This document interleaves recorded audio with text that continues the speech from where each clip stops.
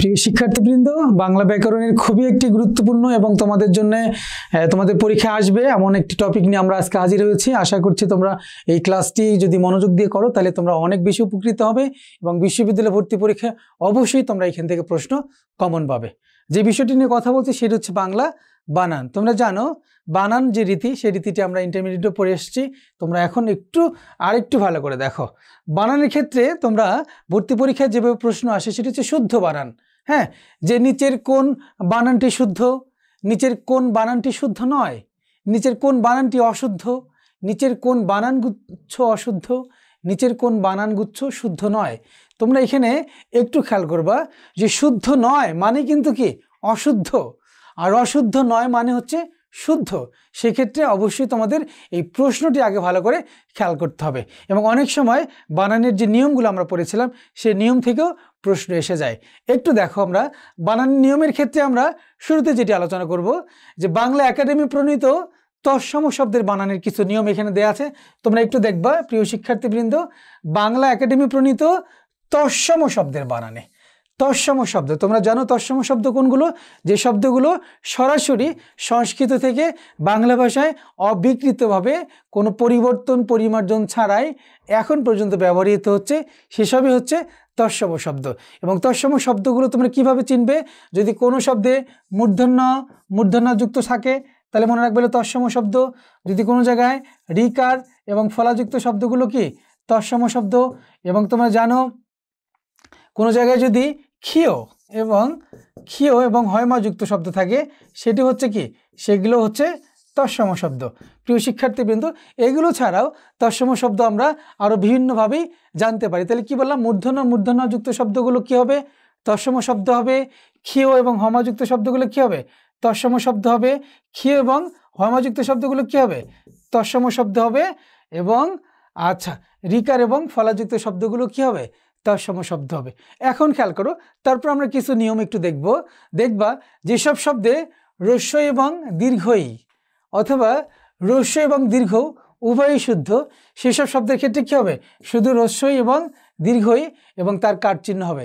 অর্থাৎ যেখানে হ্রস্বই দীর্ঘ দুটোই শুদ্ধ সেখানে হবে হ্রস্বই, যেখানে হ্রস্ব দীর্ঘ দুটা শুদ্ধ সেটা হবে কি হ্রস্ব।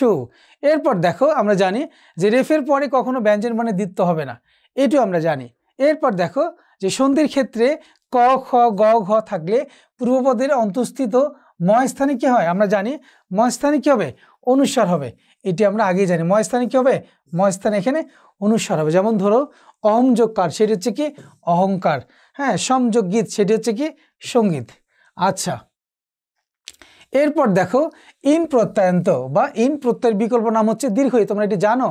এর সঙ্গে যদি তয় ব বা তা প্রত্যয় যুক্ত হয় তাহলে কি হবে?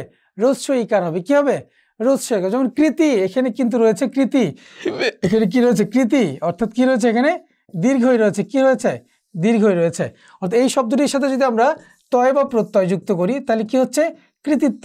সেখান থেকে কিন্তু আবার হয়ে যাচ্ছে কি হ্রস্ব ইকার হয়ে যাচ্ছে। কি হয়ে যাচ্ছে? হ্রস্ব ইকার। এরপর খেয়াল করে দেখো প্রিয় শিক্ষার্থীবৃন্দ, যে বিসর্গের পরে কি হয় না, শব্দের শেষে কি থাকবে না? বিসর্গ থাকবে না। যেমন ক্রমশ আমরা অনেকেই বিসর্গ ব্যবহার করি, এটি হবে না। কার্যত আমরা বিসর্গ ব্যবহার করি, এটি কিন্তু হবে না। যেমন প্রধানত আমরা অনেকেই বিসর্গ ব্যবহার করি, এটি কিন্তু নিয়ম বহির্ভূত। একটু খেয়াল করে দেখো, এরপর আছে কি বাংলা একাডেমি প্রণীত অতঃসম শব্দের বানানে। অতঃসম শব্দ কোনগুলো? যে তৎসম ভিন্ন অন্য শব্দগুলো, এগুলো হচ্ছে কি অতঃসম শব্দ। তোমরা জানো সবসময় যে সকল অতঃসম শব্দ বানানে কি হয়?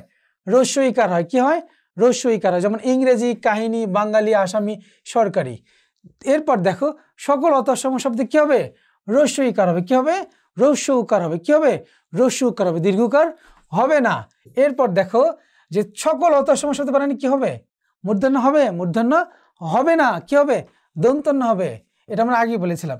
এরপর দেখো যে বিশেষণ পদ সাধারণত পরবর্তী পদের সাথে যুক্ত হবে না। যেমন লাল গোলাপ, এটি কখনো এই বিশেষণ পদটি পরবর্তী বিশেষের সাথে যুক্ত হয় না। এরপর খেয়াল করে দেখো যে অতঃসম শব্দে যথাসম্ভব হস চিহ্নটা কি করতে হবে?